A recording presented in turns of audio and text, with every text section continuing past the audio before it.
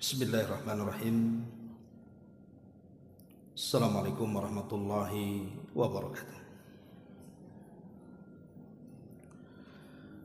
Alhamdulillah wassalatu wassalamu ala Rasulillah wa ala alihi wa sahbihi wa mawalah wa la hawla wa la quwata illa billahi wa ba'du. Alhamdulillah, di pagi ini kembali kita bisa duduk untuk berthalabul ilmi, dan kita masih meneruskan kajian kita membahas kitab 175 Jalan Menuju Surga, dan kita masuk pada poin ke-15 di antara jalan menuju surga adalah membantu manusia dalam melunasi hutang.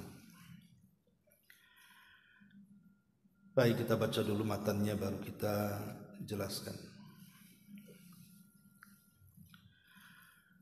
Memberi kemudahan bagi orang miskin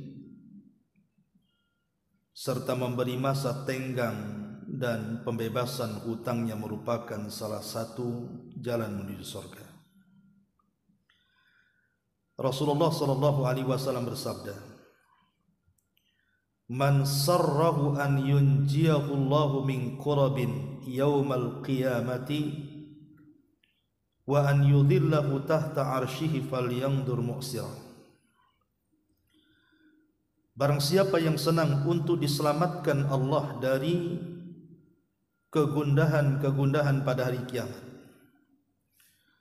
dan akan diberikan naungan di bawah arasy-Nya, maka hendaknya dia memberi masa tenggang untuk orang yang susah.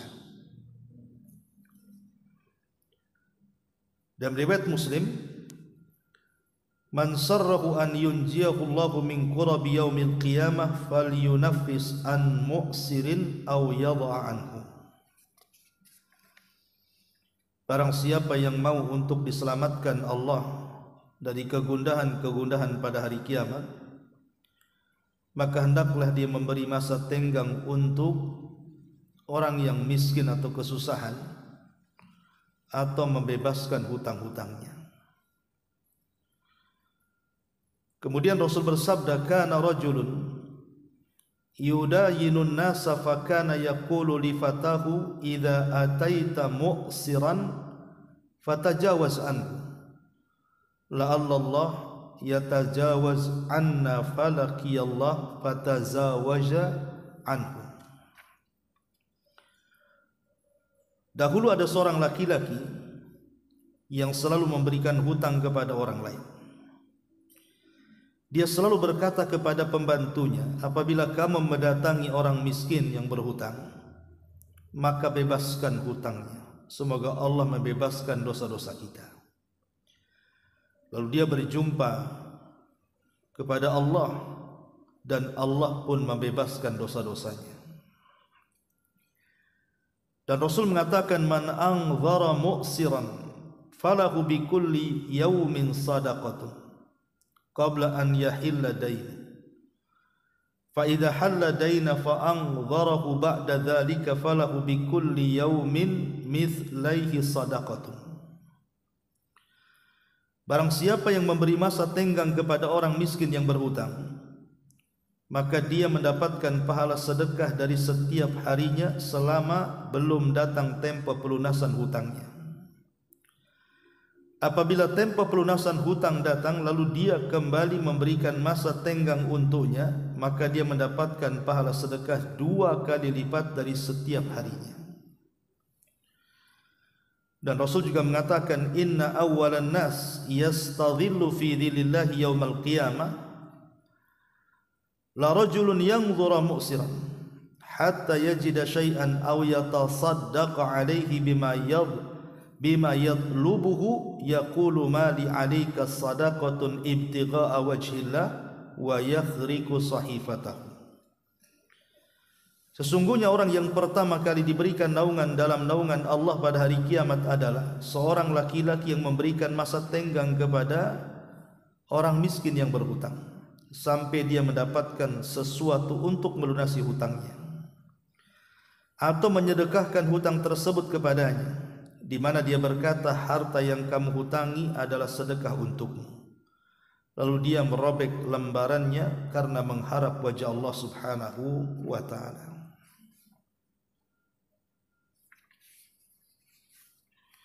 Taib. Ma'asyiral muslimat yang dimuliakan Allah Subhanahu wa ta'ala, bicara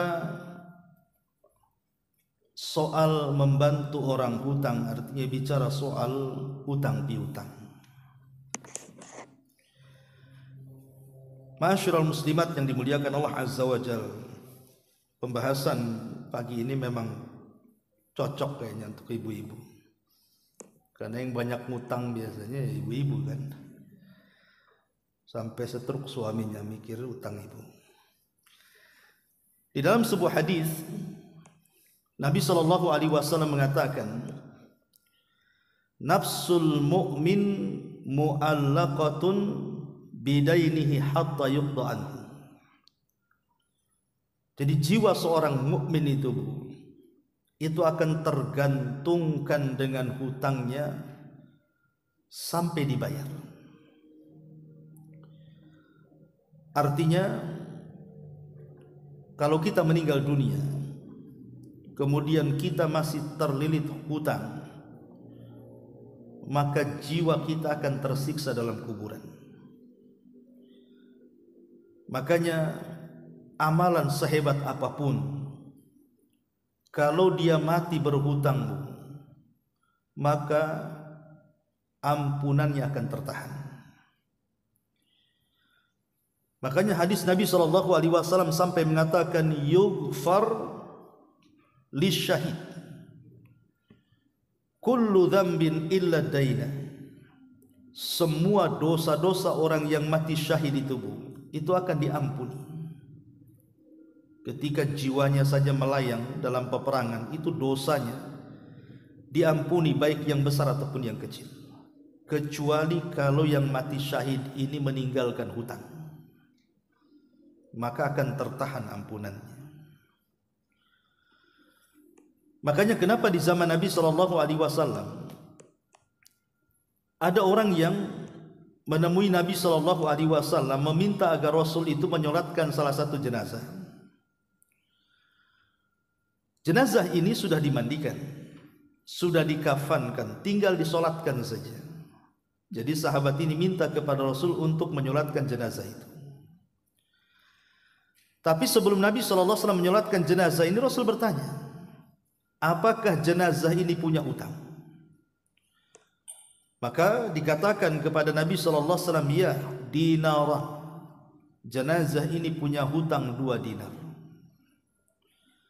Maka Nabi SAW mengatakan, kalau begitu sallu ala sahibikum, salatkan dia, tapi saya tidak akan menyolatkannya. Rasul meminta kepada para sahabat untuk menyolatkan, tapi Rasul enggan menyolatkannya. Kenapa? Karena orang ini punya utang. Adalah seorang sahabat namanya Abu Qatadah radhiyallahu anhu, dan mengatakan, Rasul, aku tanggung hutangnya, asal kau solatkan dia, aku yang akan bayar. Kemudian Nabi SAW memastikan Abu Qatadah dan mengatakan, betul kau akan bayar 2 dinar itu? Kata Abu Qatadah, wallahi, demi Allah wahai Rasul, aku yang bayar. Maka Nabi SAW pun akhirnya mau menyolatkan orang ini. Besoknya Nabi SAW berjumpa dengan Abu Qatadah dan mengatakan, ya Abu Qatadah, kau sudah lunasi yang 2 dinar itu? Kata Abu Qatadah, Rasul, kan baru kemarin dia meninggal. Kemudian hari ketiga Abu Qatadah berjumpa lagi dengan Rasul. Rasul tetap bertanya, apakah kau sudah lunasi 2 dinar itu wahai Abu Qatadah? Kata Abu Qatadah, iya, aku sudah melunasinya wahai Rasul. Apa kata Rasul? Al-an qad barudat jasaduhu. Sekarang wahai Abu Qatadah, jasadnya sudah dingin. Artinya sebelumnya panas dalam kubur itu. ketika hutangnya dilunasi, kuburannya menjadi dingin. Lihat bagaimana Nabi SAW menjelaskan kepada kita tentang bahaya hutang.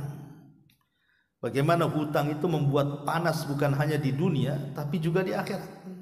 Sampai dalam kubur pun membuat kuburan itu menjadi panas. Masalahnya begini, Bu. Di masyarakat kita ini, walaupun kita pahamlah kebutuhan saya, ibu atau siapapun, kita ini memang di dunia ini pasti berhajat sesuatu.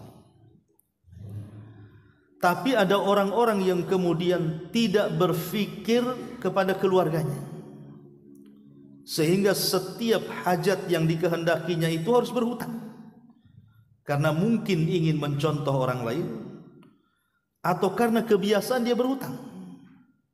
Coba sekarang ya, orang berhutang tuh, hampir semua perabotan rumah itu hutang. Beli spring bed ya hutang, beli kendaraan hutang, sampai beli rumah juga hutang.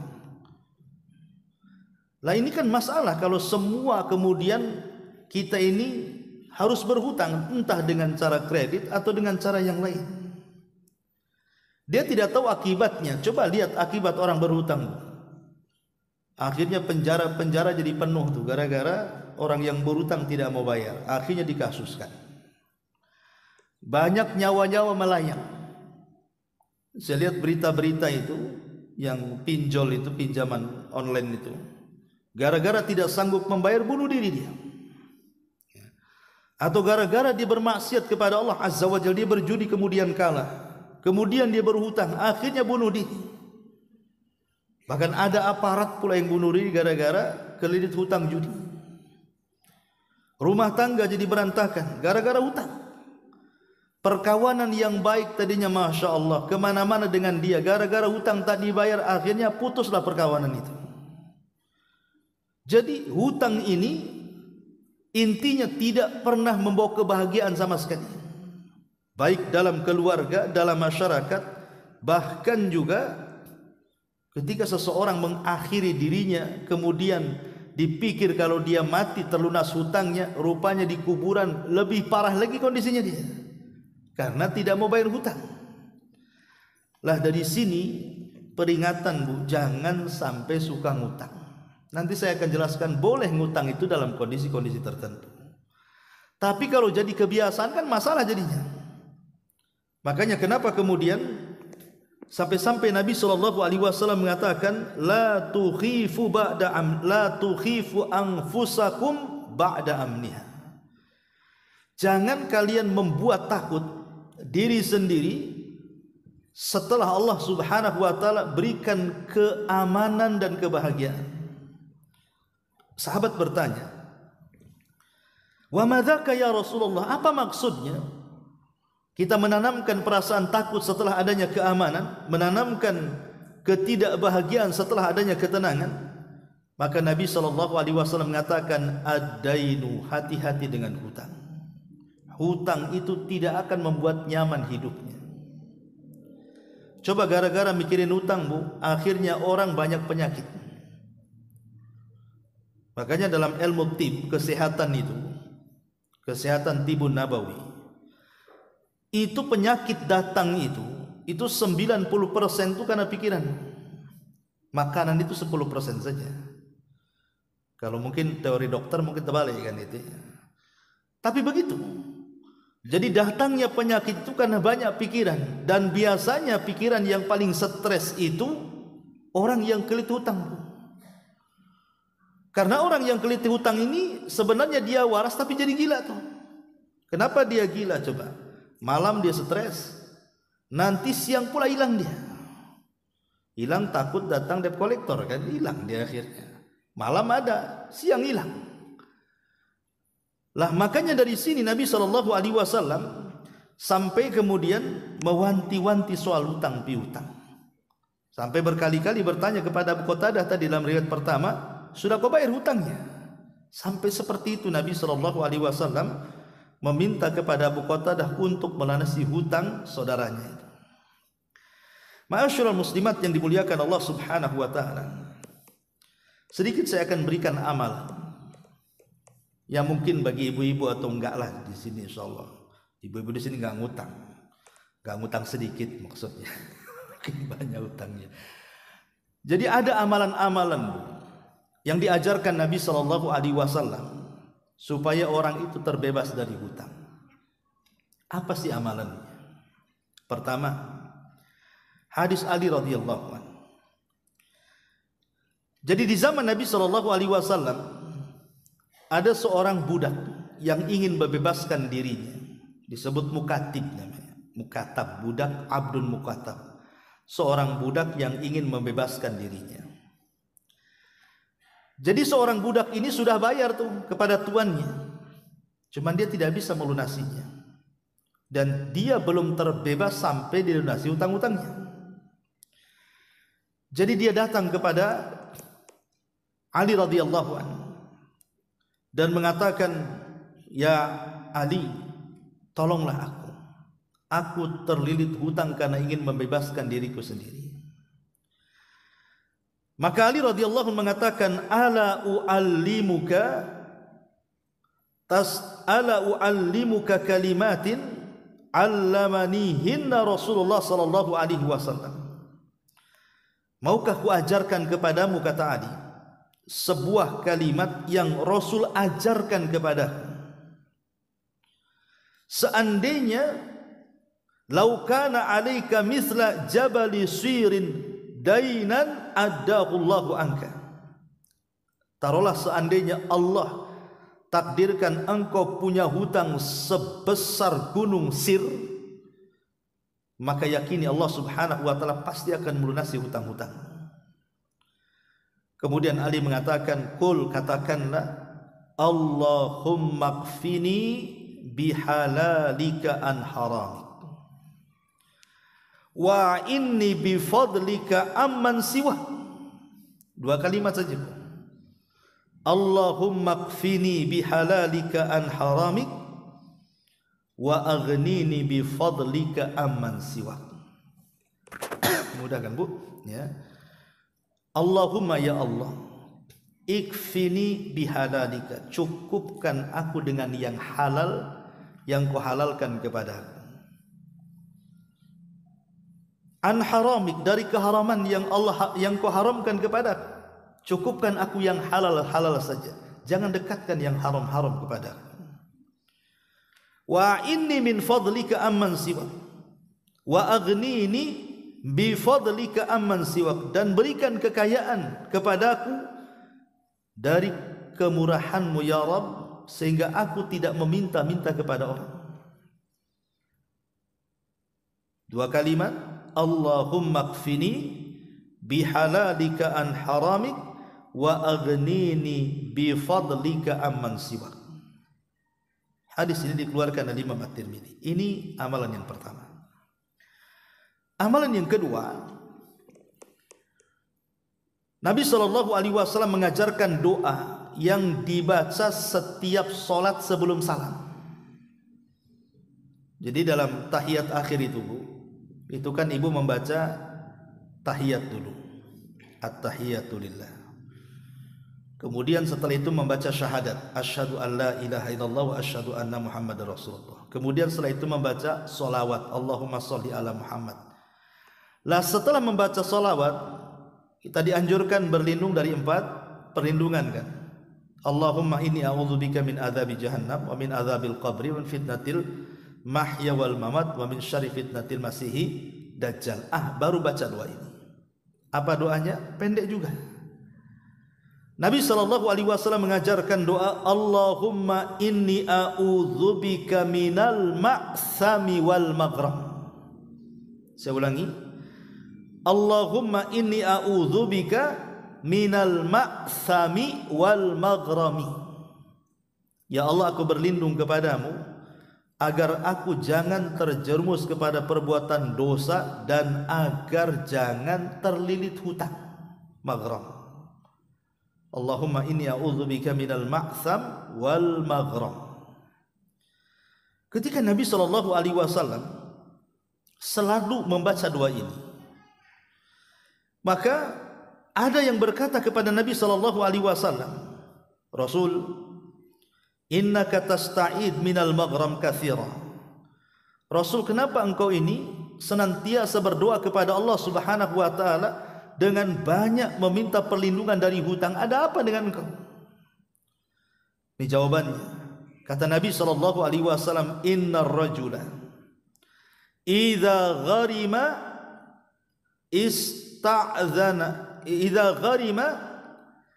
ista'dzana haddatha fakadzab wa wa'ada fa akhlaf. Apabila seseorang itu berhutang, pasti dia akan terjerumus kepada dua perkara. Kalau dia bicara, pasti suka dusta. Dan kalau dia berjanji, pasti suka khianat. Itu pasti itu orang yang berhutang. Pasti terjerumus kepada dua ini. Kalau dia bicara, pasti dusta. Cobai hutangi orang, ya. Kemudian orang ini tidak amanah. Terkadang sudah lewat temponya tak dibayar, Bu. Biasanya dia ngaco ngomongnya kan, Bu.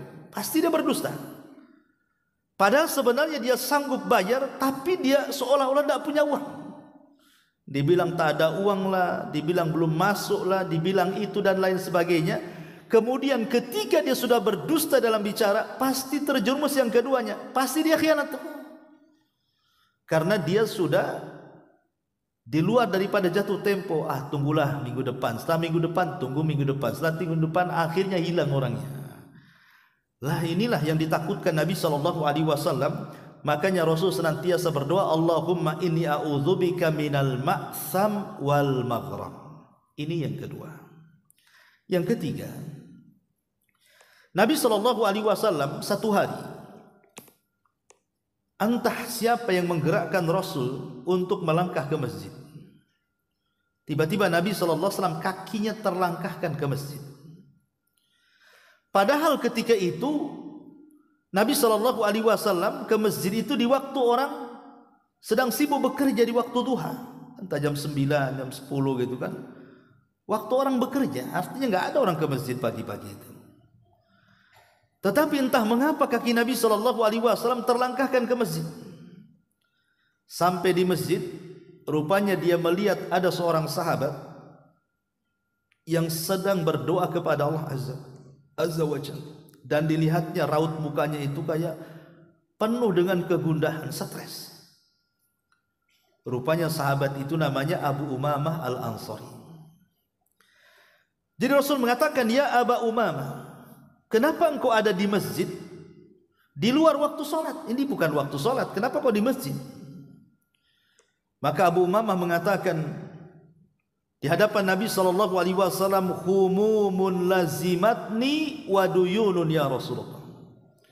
Bingung, stres yang melilit diriku wahai Rasul, dan hutang-hutang yang tidak mampu ku bayar. Maka Nabi SAW mengatakan, ya Aba Umamah, maukah ku ajarkan kepadamu beberapa kalimat yang kalau engkau membaca kalimat ini di pagi dan petang hari, maka yakinlah Allah akan melunasi hutang-hutang. Maka Abu Umamah dengan cekatan mengatakan, tentu ya Rasulullah, doa apa itu? Ajarkan kepadaku.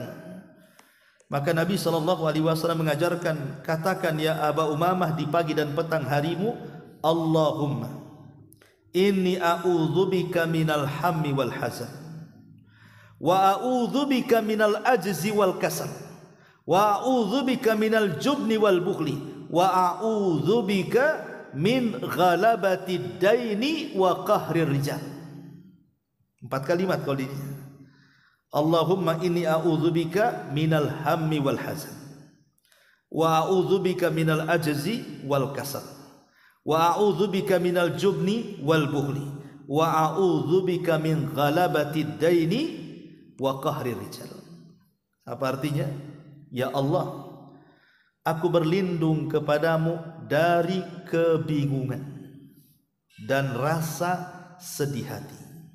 Maksudnya bingung akan perkara yang sudah lalu, perkara yang akan datang, dan sedih akan perkara yang sudah berlalu. Kan kalau yang perkara yang belum datang kan ibu stres, bingung tuh namanya. Cemana nanti anak saya ke depan, cemana cita-citanya, macam-macam. Itu orang bingung namanya. Memikirkan yang akan datang itu disebut bingung. Kalau sedih itu biasanya memikirkan yang sudah berlalu tuh.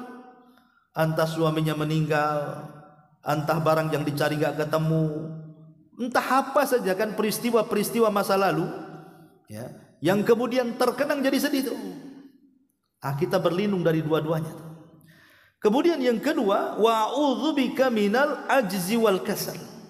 Dan aku berlindung kepadamu ya Rabb dari al-ajz. Az itu artinya kelemahan dan juga kemalasan. Apa arti lemah dan malas? Pemain saya contohkan, ibu punya suami, datang waktu sholat.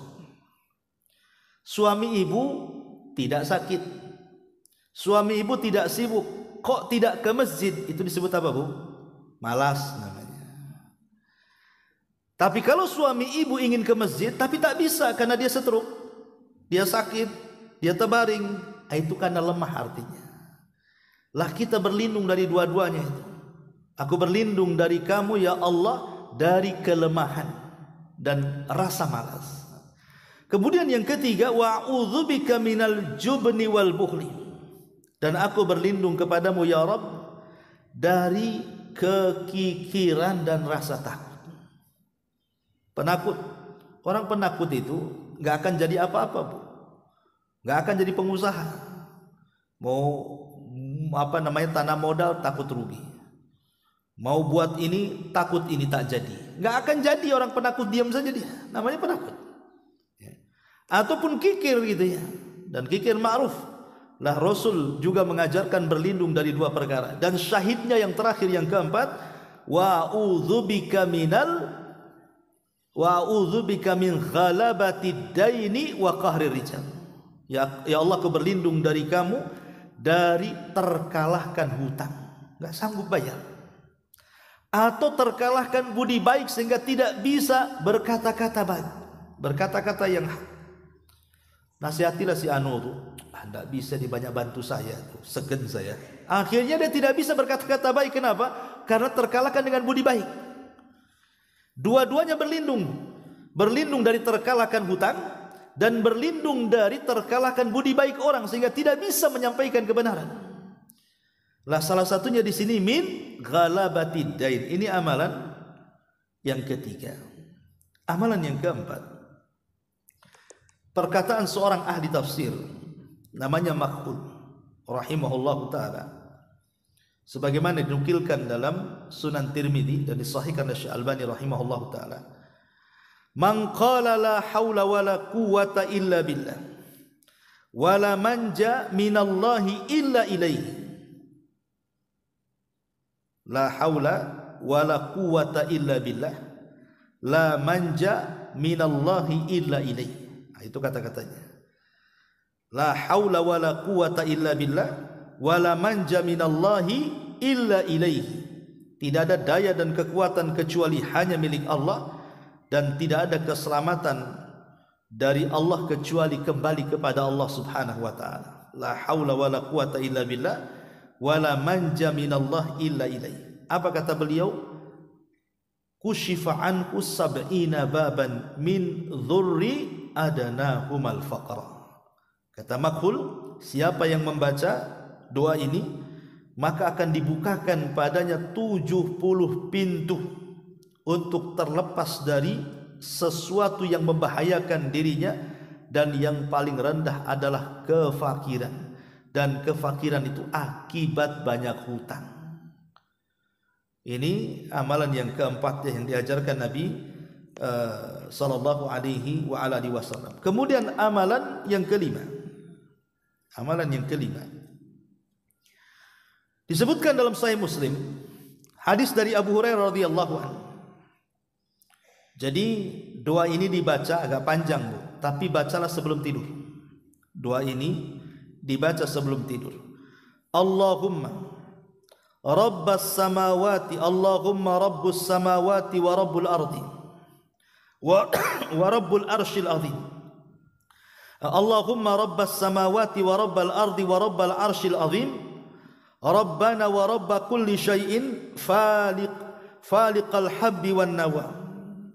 Munzilat Taurat wal Injil wal Furqan wa a'udzubika min syarri kulli syai'in anta akhidun binasiyati Allahumma antal awwal falaysa qablaka syai'un wa antal akhiru falaysa ba'daka syai'un wa antal zahiru falaysa fawqaka syai'un wa antal batin falaysa dunaka syai'un iqdi 'anna ad-dain wa aghnina minal faqri. Jadi ujung doa ini ada kalimat iqdi, ya Allah lunasilah 'anna dain, hutang-hutang kami, wa aghnina minal faqri, dan cukupkan kami agar tidak menjadi orang fakir yang meminta-minta. Ini cukup panjang lah. Ya kalau mau menghafal yang pendek-pendek aja lah ya. Yang pertama, Allahumma kfina bihalalika an haramik. Ini satu. Yang kedua, Allahumma inni a'udzubika minal ma'tham wal maghram. Ini pendek. Kemudian yang ketiga, Allahumma inni a'udzubika minal hammi wal hazan wa a'udzubika minal azzi wal kasal wa a'udzubika minal jubni wal buhli wa a'udzubika min ghalabati daini wa qahri rijal. Kemudian yang keempat, la haula wala quwata illa billah wala manja minallah ila ilai. Dan yang kelima cukup panjang. Dan yang terakhir, kalau memang semuanya agak sulit dihafal, perbanyak istighfar. Karena Nabi SAW mengatakan, man lazimal istighfar ja'alallahu lahu min kulli dhikin makhraja wa min kulli hammin faraja wa razaqahu Allahu min haitsu la yahtasib. Siapa yang melazimkan istighfar, Allah akan jadikan dalam setiap kesempitannya jalan keluar, pada setiap kebingungannya kebahagiaan, dan Allah akan memberikan rizki dari arah yang tidak disangka-sangka dia. Jadi inilah diantara amalan yang diajarkan Nabi SAW. Kalau ibu yakin ya, ingat, yang namanya amalan itu harus ada keyakinan. Jangan coba-coba. Cobalah kan begitu. Tidak bisa amalan itu bukan untuk coba-coba. Karena ajaran itu datang dengan penuh keyakinan kepada kita dari Allah lewat Rasulnya. Maka saat kita mengamalkan ajaran yang penuh keyakinan itu juga harus diyakini dengan keyakinan yang kuat. Jadi ketika membaca doa ini, punya keyakinan bahwa hutang-hutang saya pasti terlunasi, dan terus baca sampai betul-betul terlunasi hutangnya.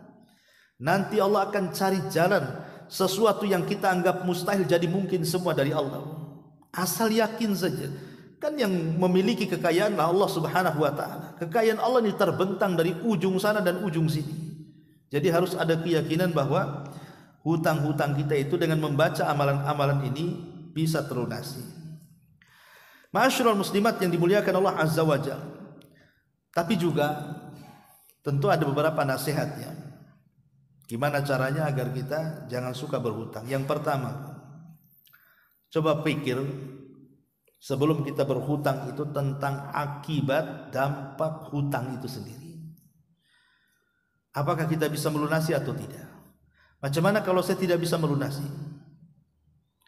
Jadi harus terpikir bahwa hutang itu mengurangi pahala kita. Karena nanti pada hari kiamat orang-orang yang bangkrut itu adalah orang-orang yang ketika di dunia mendolimi orang. Dengan cara apa? Dia hutang tapi tak mau bayar. Pikir ke situ. Ini yang pertama. Kemudian yang kedua, bolehlah seseorang itu menghutang tapi dalam kondisi darurat. Kalau tidak darurat, hanya kebutuhan-kebutuhan yang sifatnya tidak mengancam nyawa, ngapain hutang?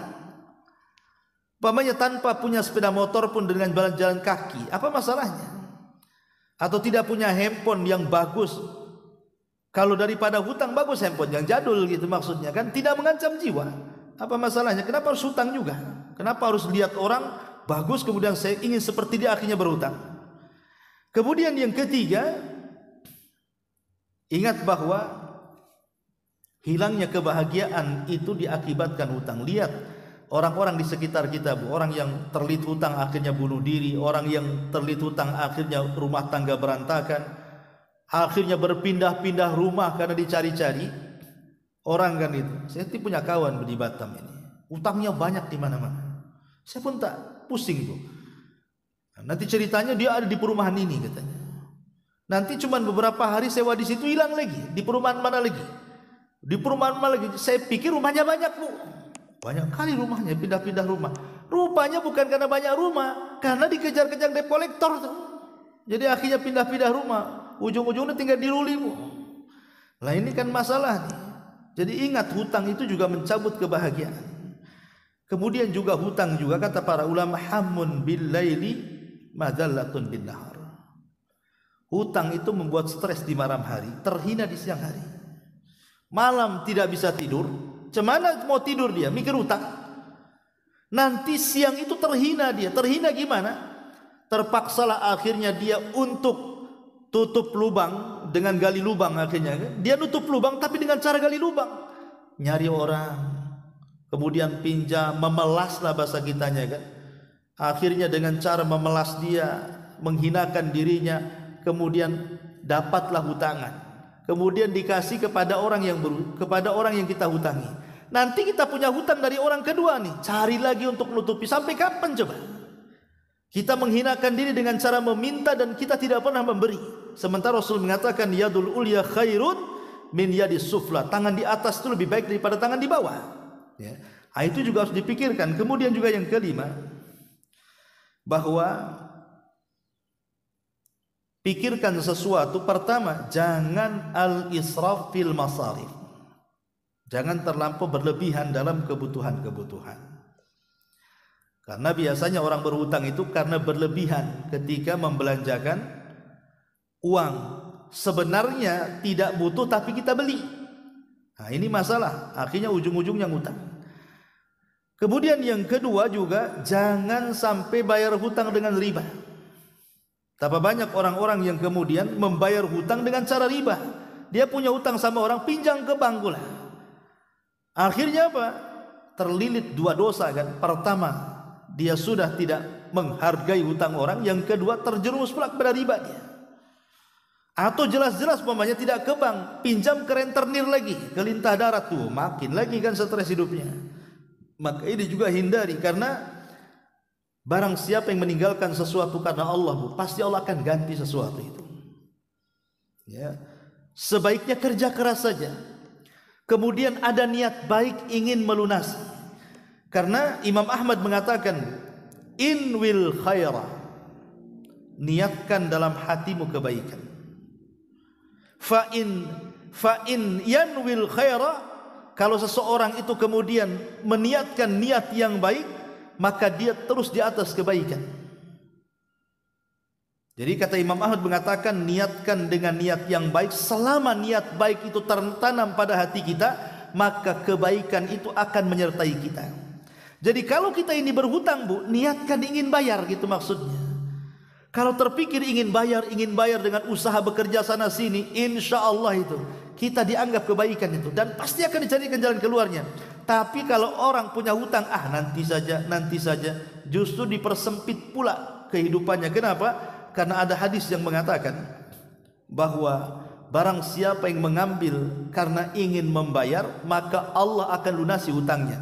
Tapi barang siapa yang mengambil dan tidak ingin membayar, maka Allah hancurkan kehidupannya. Nah, ini juga ngeri hadis-hadis Nabi SAW yang bicara soal hutang piutang. Ma'asyiral muslimat yang dimuliakan Allah Subhanahu wa taala. Kemudian juga banyaklah bertawasul kepada Allah dengan nama-nama Allah ya Razzaq. Jadi kalau kita banyak hutang, banyak bertawasul dengan nama Allah Ar-Razzaq. Dengan cara apa? Ya kita mengatakan ya Allah ya Razzaq, wahai Zat yang berikan rizki, urzuqni, berikan rizki yang berlimpah kepadaku agar aku bisa bayar hutang. Jadi tawasul dengan nama-nama Allah itu sesuatu yang sangat agung sekali. Jangan remehkan kalimat ya Razzaq dalam Asmaul Husna itu. Karena itu juga salah satu yang bisa melunasi hutang-hutang kita. Ini diantara solusi sedikitnya. Tapi yang jelas bu, begini, orang kalau tidak mau bayar hutang, hakikatnya dia tidak cinta dengan saudaranya. Dan ketika dia tidak cinta dengan saudaranya, berarti imannya dipertanyakan.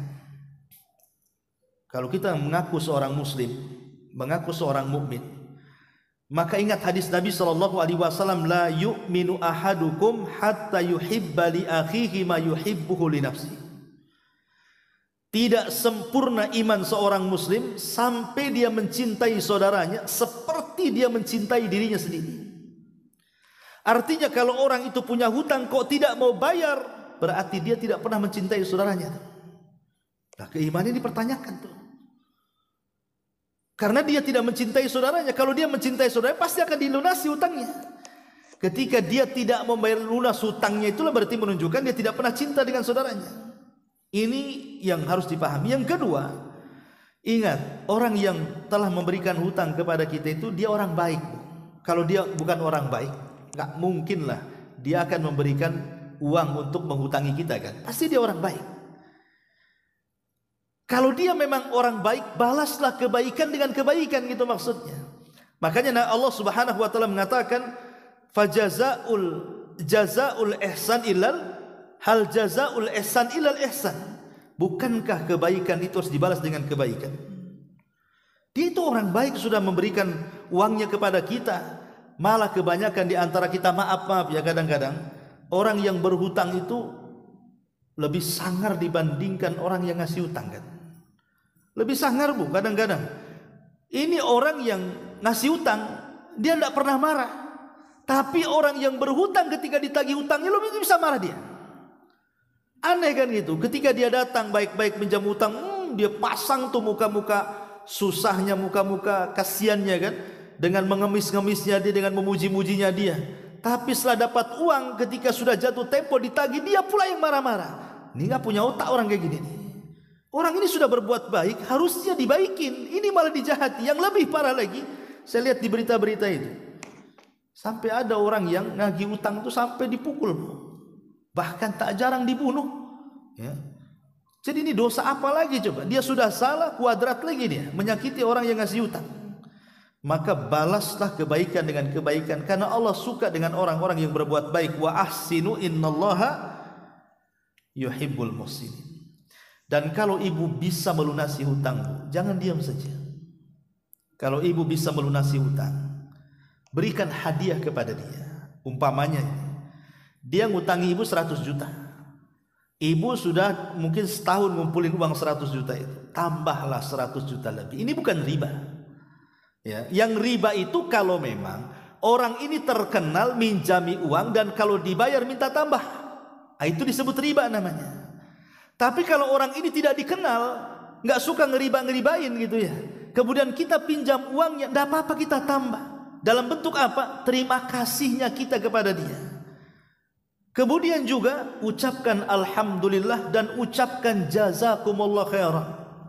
Semoga Allah membalas kebaikan, dan doakan pada setiap harinya tanpa sepengetahuan dia tentang kebaikan dia. Karena Nabi SAW mengatakan, ma min muslim yad'u li akhihi fi dhahril ghaibi illa qala al malaku al muwakkal amin walaka mithli walaka bimithli. Tidaklah seorang mukmin berdoa dengan doa kebaikan kepada saudaranya tanpa sepengetahuan dia, kecuali malaikat akan datang kepada kita, engkau pun akan mendapatkan doa yang sama. Jadi dalam bentuk terima kasihnya kita kepada orang yang sudah menghutangi kita, pertama ucapkan alhamdulillah, doakan jazakumullah khairan, kemudian juga berbuat baiklah kepada dia dengan cara tambahkan dengan hadiah, kemudian doakan tanpa sepengetahuan dia dengan kebaikan. Harusnya seperti itu seorang mukmin. Ya. Jangan sampai kemudian terbalik pula, dia sudah berbuat baik, kita pula berbuat jahat. Ya, itulah orang yang kadang-kadang akalnya tidak ada. Ya, ini yang harus dipahami. Kemudian juga seseorang itu kapan boleh berhutang? Islam itu sudah mengatur. Pertama bu, kalau kita hendak berhutang, berhutanglah dengan niat bayar. Satu, kalau kita boleh mau berhutang, maka ada niatkan untuk bayar. Yang kedua, bekerja keraslah untuk melunasi hutang. Kemudian yang ketiga, kalau sudah ada uang, segerakan kembalikan kepada orang yang kita hutangi. Kemudian yang keempat, tidak membalas amarah dengan amarah berikutnya. Jangan dia lagi marah gara-gara uangnya kita ambil, kita pula lebih marah. Kemudian yang kelima, melebihi nominal hutang tadi kalau kita bayar. Kemudian yang nomor 6, mendoakan orang yang sudah kita ambil uangnya. Kemudian yang terakhir, jangan berhutang kecuali karena terpaksa. Ini yang harus dipahami tentang bolehnya hutang piutang. Baik, kita kembali ke pembahasan kita. Nah di sini pengarang ini lebih kepada orang yang dihutangi. Kalau tadi kan saya cerita kepada orang yang berhutang. Kalau dalam buku ini adab kepada kita yang menghutangi. Apa saja adabnya di sini orang yang menghutangi? Jadi kalau kita ini sudah menghutangi orang, ibu ngutangi kan, ada orang datang ke ibu, bisa pinjam uang enggak? Ibu alasan akhirnya kasih juga, berapa? 10 juta. Oke, kira-kira kapan mau dibayar? Ya tunggulah 2-3 bulan ini. Jangan main tunggu 2-3 bulan, Bu. Ibu keluarkan catatan. Ingat, hutang piutang itu dicatat. Ya. Bukan masalah apa, kok gini saja resmi kali, nanti saya bayar. Bukan masalah itu.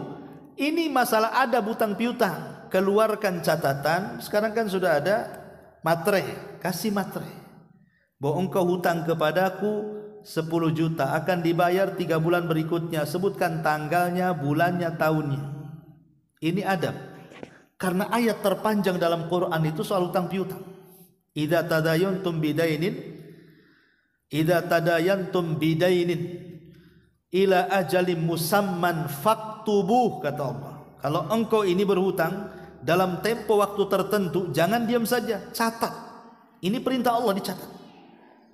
Usahkan 10.000 saja, walaupun 10.000 saya catat di handphone, ya. Tetap harus dicatat. Lah kalau sudah dicatat, kemudian berjalanlah itu, Bu, hutang itu, pamannya dia hutang 3 bulan. Selama 3 bulan itu, Bu, ibu mendapatkan pahala setiap harinya. Kalau dia dalam tempo itu, pamannya oke lah setahun ya baru bayar, maka setahun itu setiap hari ibu dapat pahala sebanyak uang yang ibu hutangkan. Pamannya ibu hutangkan 10 juta kan, berarti kalau 1 tahun ibaratnya ibu bersedekah dengan 10 juta setiap hari sampai 1 tahun. Bayangkan, Bu, itu belum dibayar tuh, ibu sudah dapat uang tuh. Sekali lagi, kalau ibu ikhlas ngasihnya dalam rangka menolong saudaranya, ini setiap hari dapat pahala sedekah nih. Nanti kalau sudah jatuh tempo, udah setahun nih, ibu mengatakan ini sudah waktunya bayar nih, kapan mau bayar ya? Kemudian dia mengatakan udah kayak bingung. Ya sudahlah, saya tambah 2 bulan lagi. Nampaknya kamu belum bisa bayar, gak apa-apa, saya kasih tenggang lagi 2 bulan. Maka kalau keluar daripada jatah pertama, tempo pertama, yang 2 bulan itu, Bu, pahalanya setiap hari 2 kali lipat lagi.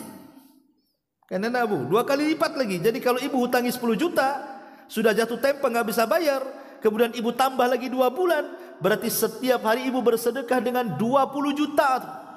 Padahal yang dipinjamkan 10 juta kan. Sampai dia jatuh temponya yang kedua. Jatuh tempo yang kedua juga gak bisa bayar, minta lagi. Ya begitu seterusnya. Ibu akan diberikan 2 kali lipat dan begitu seterusnya. Itu kalau cerita pahala, Bu. Kalau cerita emosi, ibu lebih paham lah kan itu. Nah, kali katanya. Ini jauh tempo kok mau saya tambah lagi, tidak bisa kan? Kalau perlu semua kulkasnya diangkut. Jadi di sini kalau kita paham di sini ada bab bagaimana pahala membantu manusia dalam masalah hutang di sini. Lihat bagaimana Nabi SAW mengatakan di sini, barang siapa yang senang untuk diselamatkan Allah dari kegundahan hari kiamat. Bu, hari kiamat itu jangan dibayangkan susahnya, stresnya, takutnya, tidak bisa dibayangkan. Manusia paling susah di dunia saja tidak sesusah di akhirat. Akhirat itu susah sekali bagi yang Allah susahkan. Makanya kemudian ini keutamaan orang-orang yang bisa memberikan tempo melunasi hutang. Dia akan dibebaskan dari kesulitan hari kiamat. Ya. Kemudian yang kedua, dan diberikan naungan di bawah aras. Bayangkan, orang lagi kepanasan matahari di atas kepala 1 mil. Di atas kepala 1 mil, keringat bercucuran sampai kalau kapal mau dijalankan di keringatnya itu bisa, saking banyaknya keringat itu, saking kepanasannya luar biasa. Ya jangankan di akhirat 1 mil matahari di atas kepala, di dunia saja. Coba kalau seandainya matahari bergeser sedikit saja ke bumi, di atas 40 derajat atau berapa kayak gitu. Lihat sekarang jamaah haji itu, banyak yang meninggal di Mina itu karena kepanasan. Padahal panasnya di dunia kan gak seberapa, tapi banyak orang mati kepanasan, orang jemaah haji. Gimana di akhirat yang 1 mil di atas kepala kan? Tapi orang-orang yang membantu manusia dalam melunasi hutang, maka akan dapat naungan tuh. Sehingga antara matahari dengan kepalanya akan terhalang. Ini yang kedua. Ya, di antaranya keutamaan orang yang membantu orang yang melunasi hutang. Dan yang ketiga, tadi setiap 1 hari kalau belum jatuh temponya, berarti dia akan mendapat pahala sedekah sebanyak uang yang dihutangi. Kalau sudah jatuh temponya kemudian ibu ngasih tenggang waktu lagi, berarti pahalanya 2 kali lipat daripada yang pertama. Berarti dari sini saja sudah 3 keutamaan besar yang disebutkan dalam hadis Nabi SAW. Bagaimana mereka orang-orang yang membantu orang yang terlilit hutang itu, syukur-syukur ibu ikhlaskan. Wah, itu lebih bagus lagi kan? Ya sudahlah, gini sajalah, saya sedekahkan sajalah. Ah, itu lebih bagus lagi tentunya ya. Yang enggak disedekahkan saja ibu ulur sengaja kan? Udah setahun, tambah lagi setahun, sampai ibu mati, itu kan pahalanya ngalir terus tuh.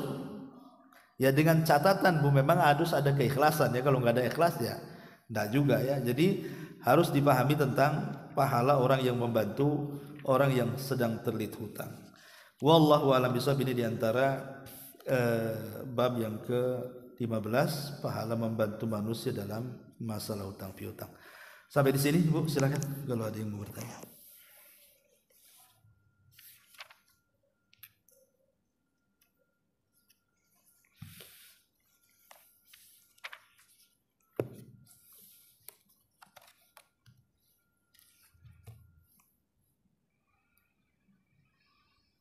Nggak ada?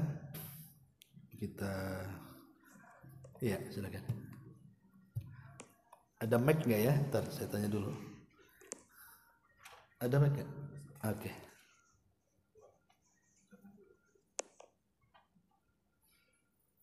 Bentar Om ya, nggak dengar masalahnya, kejauhan.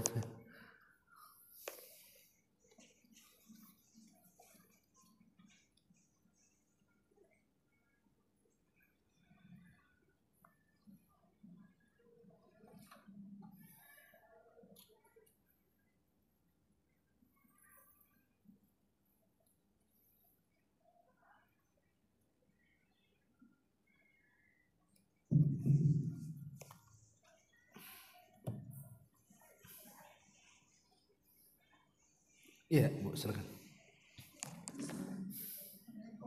Waalaikumsalam. Mau tanya, kalau kita menghutangkan kepada orang kafir, apakah amalan pahalanya akan kita dapatkan juga, atau khusus untuk orang? Tidak, semua manusia. Karena hadisnya tidak berbicara siapa orangnya, apakah dia mukmin ataupun kafir. Karena jangankan sedekah kepada manusia, Bu, sedekah kepada binatang saja itu berpahala. Itu binatangnya. Karena Rasul mengatakan fi kulli kabidin ratibatin ajrun. Sedekah pada setiap makhluk yang bernyawa, entah manusia atau binatang, tetap dapat pahala. Apalagi manusia. Ustaz, dia orang kafir. Ya orang kafir kan manusia juga kan itu. Asal jangan kepada orang kafir satu. Kafir harbi. Kafir yang memerangi Islam. Kalau ibu mengutangi sama kafir harbi, sama aja dengan ngasih senjata dia untuk memerangi Islam. Adapun selain kafir harbi enggak apa-apa. Kita berbuat baik kepada mereka enggak apa-apa. Karena memang Quran juga mengatakan la yanhakumullahu 'anil ladzina yuqatilun, sampai kepada ayat di ujung ayat Allah mengatakan antabarruhum wa tuqsitu ilaihim. Boleh kita berbuat baik kepada mereka dan berbuat adil kepada mereka selama tidak memerangi kamu. Ya, selama mereka tidak memerangi kamu, boleh kita berbuat baik kepada mereka. Antabarruhum wa tuqsitu ilaihim, dan engkau berbuat adil kepada mereka. Seperti kafir dhimmi, kafir tetangga. Ibu punya satu komplek itu kan ada orang muslim. Ya dia enggak memerangi kita. Ya kita berbuat baik kepada mereka dengan cara kalau mereka datang meminjam uang kepada kita, kita kasih. Justru itu bagian daripada akhlak seorang muslim, ingin mencerminkan bahwa muslim itu tidak sebagaimana pemikiran orang-orang yang dalam tanda kutip ada kekafirannya dalam hatinya. Oh ternyata muslim itu baik. Ya, karena ada justru terbalik nih, seorang muslim pinjam sama saudara yang muslim tak dikasih, pinjam sama saudara yang kafir dikasih pula. Akhirnya apa? Dibilangnya orang kafir orang baik, orang muslim orang jahat katanya. Kan gitu kan, kata balik gitu. Padahal bagaimanapun sejahat-jahatnya orang muslim itu masih lebih baik daripada orang kafir kan itu. Karena ini cerita akhirat ya. Karena orang kafir itu sebaik-baiknya di dunia pasti dia masuk neraka. Tapi sejelek-jeleknya seorang mukmin itu adalah kesempatan syafaat di dunia dan di akhirat kan itu. Jadi kalau ibu mau meminjamkan kepada orang kafir nggak apa-apa, itu bagian daripada akhlak, mencitrakan bahwa Islam itu agama yang indah. Wallahu a'lam. Wah ya. Iya, iya karena ini baru perdana Bu. Nggak usah panjang-panjang kajiannya, takut bosan juga ya. Subhanaka wa bihamdika asyhadu an la ilaha illa anta astaghfiruka wa atubu ilaik. Allahu ta'ala. Assalamualaikum warahmatullahi wabarakatuh.